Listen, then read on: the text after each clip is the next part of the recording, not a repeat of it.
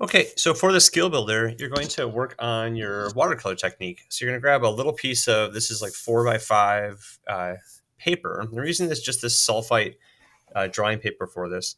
And what you're going to do is you're going to you're going to generate a, a sketch of a little mini house that would be similar to what you're thinking of designing for your project. And it's going to just be like a cube or something to that effect that you're going to play with first. So I made a couple of forms just to get used to this and get started. So to do this on your paper first, of course, you're going to want to write your name on it so we know whose it is. Then on this sheet of paper, to get yourself prepared and to get better at using these skills, you're going to draw a simple form. So you're going to go ahead and draw a cube.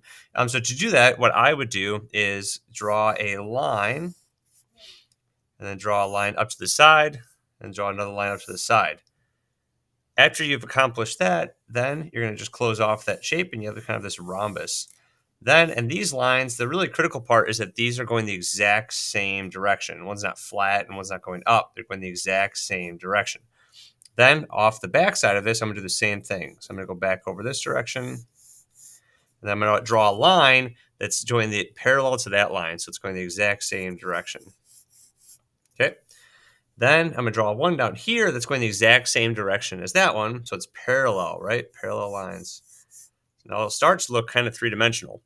Then I'm going to close off my form by drawing a line that's parallel to this line. So all the lines that are going up and down are parallel, and all the lines that are going side to side are parallel. Now I'll draw a line on the back of my cube that goes, a rectangular prism that goes back like that.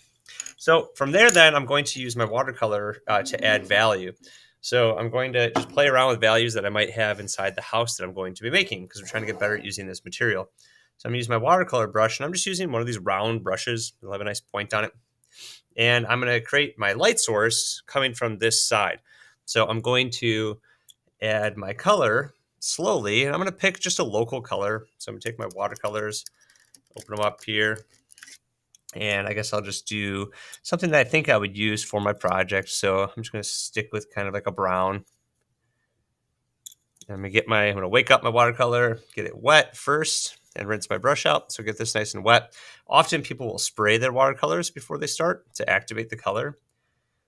All right, so I'm gonna start slow with a light value, and I can always mix inside the tray here, but I'm gonna go and add a light value away from where I am ultimately going to have my light source. So it should be on this top corner. The sun's hitting that top corner. Now I'm just adding water to my brush, and I'm gonna keep pulling color across my watercolors like so. So I'm just gonna add value on this one side.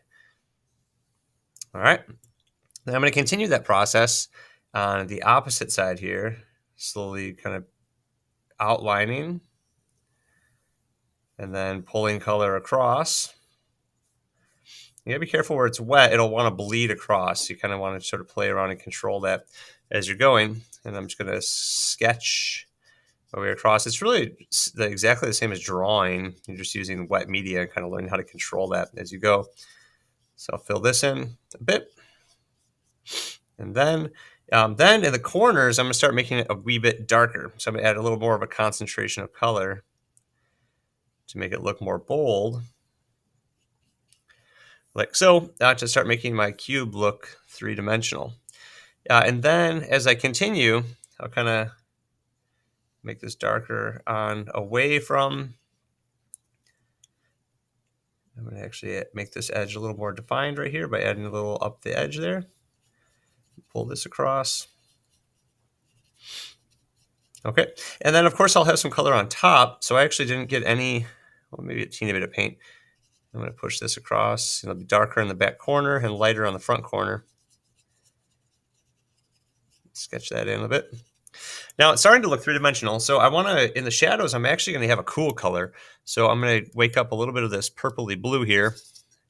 And I'm actually going to neutralize that purpley blue with, your best bet to do that is to use the complement. So I'm going to add a little orange to it. And I'm going to add some of that cool color into my shadow to really make it look a little bit more bold, because cool colors will always be in the shadows. And I'm going to start blending this across. So when we approach the creation of a form or anything that we're drawing or painting, we're then going to want to control those things inside our artwork as we move along. So just kind of consider that as you're learning how to control these watercolors. So certainly I can add quite a bit more to this. I can add some warm colors in the highlights, play around with creating that three-dimensional form. Now the shadow, since this is going out that direction away, will be back and behind my object, right? So my shadow, since I have sun hitting like right here, will come off of my object like so and be back and behind it. So I can lay in a little bit of a shadow, and that will help give a little bit more value as well, making my object look even more three-dimensional. And there are quite a bit more things that I could play around with this, but these are kind of just the basics that we're messing around with right now to make a three-dimensional form. So have some fun, work on those skills before we then move on to you finalizing your design for your creation.